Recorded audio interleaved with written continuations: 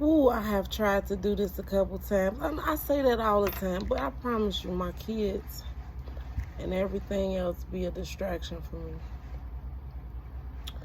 And don't talk about me for shining and sweating, okay? I've been doing a lot today, and it's hot. Y'all know it's hot. I'm hot. So, let's talk about this topic I've been sitting on for a few weeks. And sometimes I sit on topics because I'm not sure exactly what I want to say. And sometimes I just believe that God be slowing me down, like, hold up, something else about to happen. Wait a minute, wait. Just hold that thought. Anywho, so I'm going to try and make this as fast as possible. I know we all got things to do. When I was younger, my auntie, she was very vocal about the fact that she hated being black. Now, it wasn't something that she consistently said, but it was known. I'm not sure to how many, but she was very vocal about it. And she hated niggas. I thought it was quite sad because she was talking about her own race, and I just didn't understand her point of view. Okay. However, let's speed forward. I began to watch the Boondocks. And Uncle Ruckus, I used to think he was absolutely hilarious to me. And looking back on it, it's quite sad now, but I thought it was funny that this black man couldn't stand niggas. Ooh, just like Auntie, right? Wow. Anyway, he couldn't stand niggas and he couldn't stand himself because he knew that he was black, and it just really irked his soul. Okay.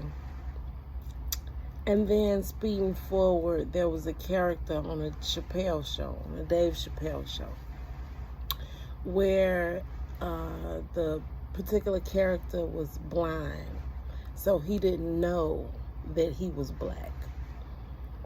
And he was part of, certain groups, should we say. We ain't gonna go there. Y'all should know what I'm talking about. And Dave Chappelle is quite funny, and he brings humor to real life situations. So with that, and I was still in my immature state, I thought it was quite funny.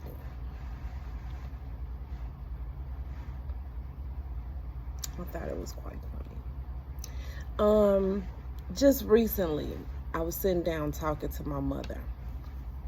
Yes, give me a minute. I like to bring a lot of different topics or situations and try to put it in a cute little bow. But I was talking to my mother, and I had brought up, what was that show called? Def Comedy Jam. Okay. And of course, we all love Def Comedy Jam. But I brought up Def Poetry Jam to her, and she wasn't very familiar with the show. And I guess that was just for people, writers and poets and different things. We kind of fell into that group to watch it. Everybody didn't get into it. However, I love the show because not only did I see different artists, whether they be comics or singers or even some rappers, and it was just a lot of different people would get on there and showcase their poem that they put together. However, to make her remember, I tried to pull up somebody who she would be interested in seeing their poem. So I ran across Smokey Robinson. Remember, he did, I'm not sure if you remember, but he did a poem on Def Poetry Jam. And in the mind state that I'm in now, it was heartbreaking. It was a good poem, but the poem was about how he didn't want to associate himself with the term African American, and that he didn't come from Africa. He was born here, and he's black, and there was just a whole spiel. But that got me to thinking two things.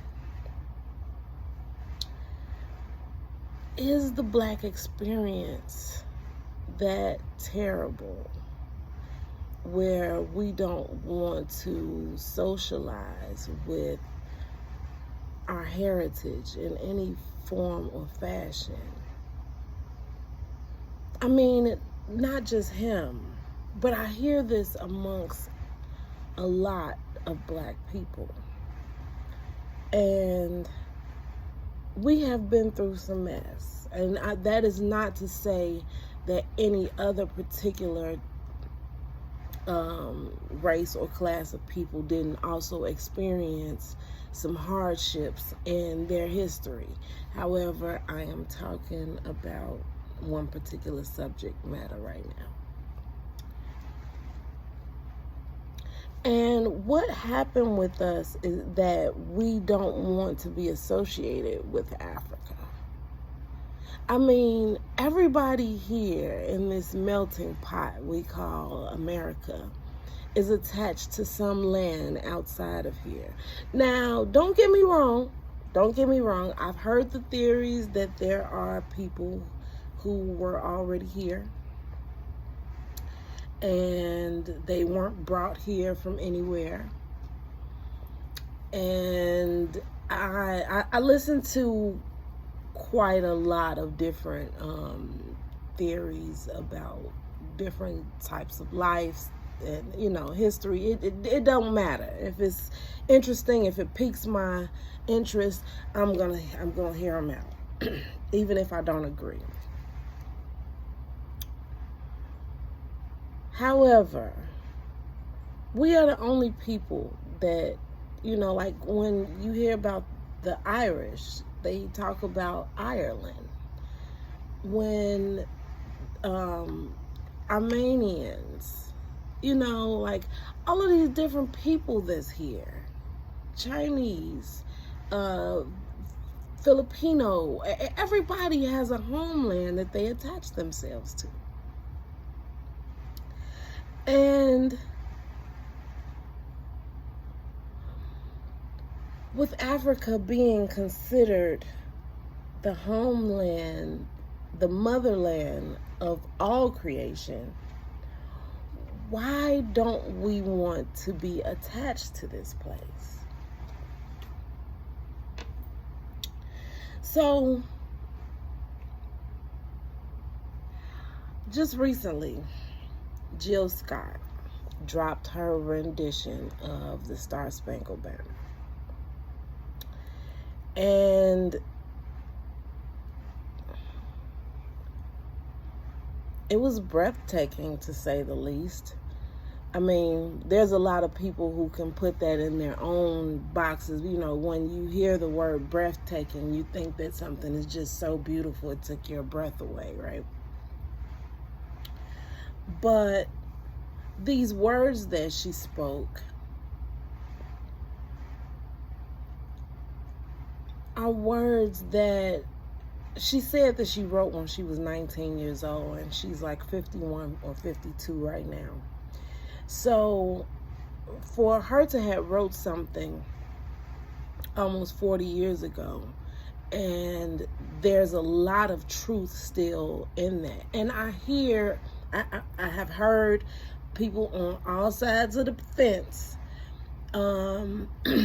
saying how disturbing it was, and how they could not believe that with all of the money that she has, and all of the things that she's been able to accomplish, why she would fix her mouth to say such a thing. But then in the same breath, we are the same people who says that when people get to a certain height in their fame and their fortune, that they forget about what's happening down here, where they came from, in their hood. They never look back, they never turn back, they never drop off a turkey. However, different people give back in their own ways. Now, if we want to talk about the Star Spangled Banner being butchered, if you want to look at it that way, if you pull up the original Star Spangled Banner and you read through every stance, I believe it's the third stance, that it says it very poetically, but if you know what you're reading, it talks about the bloodshed of the slaves, and it's saying it in such a celebratory fashion. Okay. Now, that part we don't sing when we're standing there with our hands over our hearts, looking at the flag waving. We don't sing that part. But just because you chop off my arm, that doesn't mean that that arm never existed. Correct?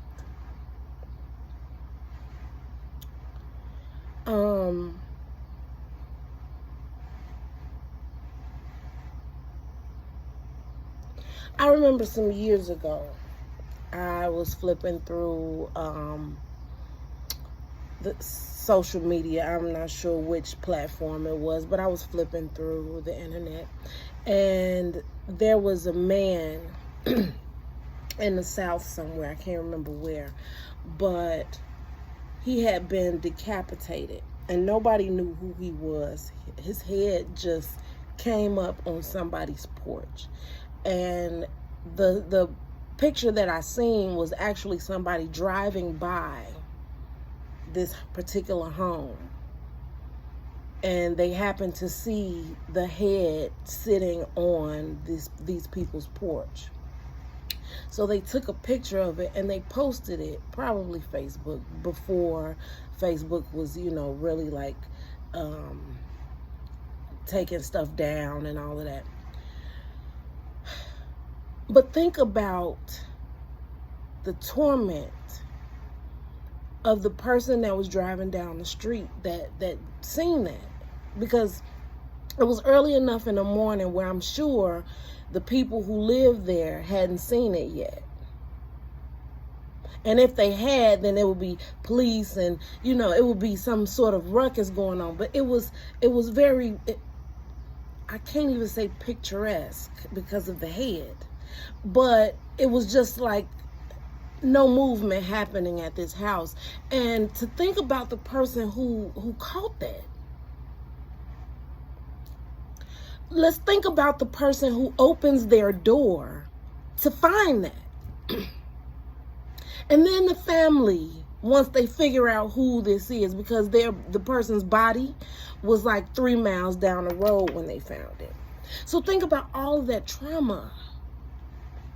And that's just one situation attached to many people in that situation, because you have the person who took the picture driving past, and now their family got to hear them vent about, oh my God, I just seen the people who opening their door first thing in the morning to a decapitated head, and they whole family and all the people that they have to go to vent about what just happened. And then the people who find the body 3 miles down, and, just the spread of trauma in that one situation. That's just one.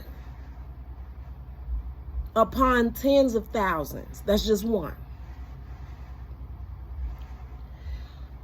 Tamir Rice was killed at 12 because he had a cap gun of some sort. in the park, and the police killed that boy. This year, June 25th, he would have been 21 years old. The day before, my son turned 21 years old, and I wondered why I had such an attachment to that boy. Well, you know, not to say you have like a real attachment, but when things happen in the news, like there's certain people in certain situations that sits in the forefront of your mind, and then there's other ones that become foggy. But him, he sat up front. And I didn't even realize that him and my son was born one day apart. My son also had a situation with the police at 12 years old, and it could have went terrible. Not only that, if you put Tamar's picture next to Emmett Till, they damn near look like cousins or twins, which is eerie, right? For this to be the next generation of people.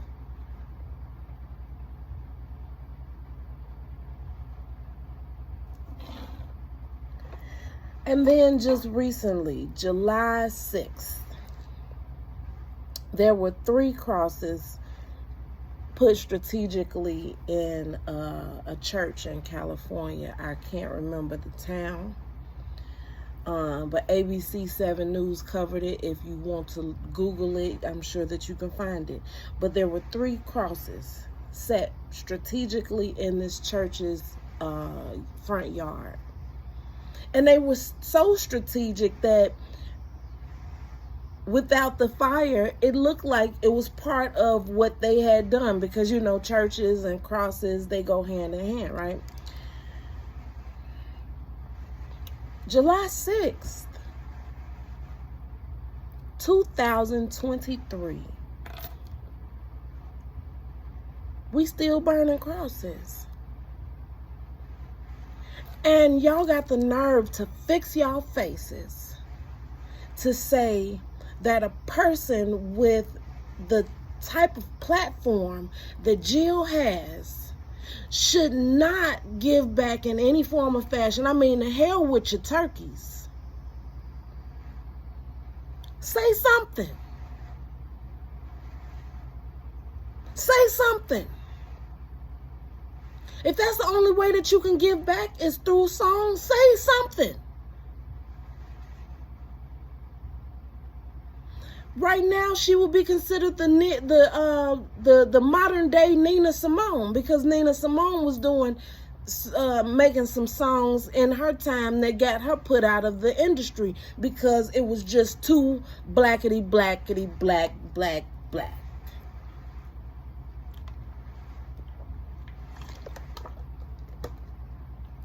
How long are we gonna shame people because they said something?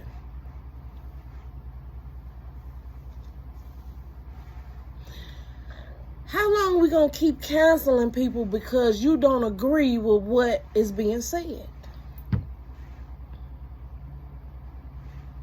Well, I hope that we get a few more people out here with big enough kahunas to say what needs to be said.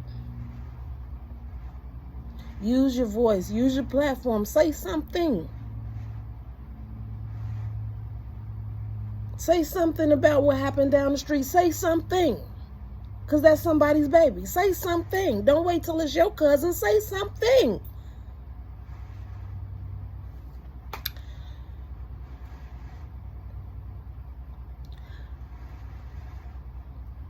Y'all keep throwing the fact that we had Obama in office for 8 years, and we have several people who kick a ball around and bounce a ball, and we got some rappers, and we got a few doctors, and we got a few people who have made it out of the masses circumstances. Is that this is like the trophy of saying that, you know, everything is not as bad as it seems.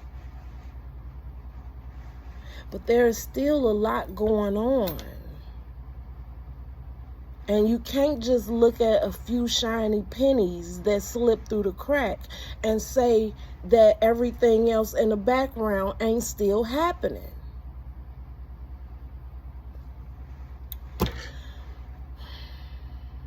So I'm done with this. Y'all have a blessed and wonderful day. I got things to do. You got things to do. Get it done. I'll talk to y'all next time.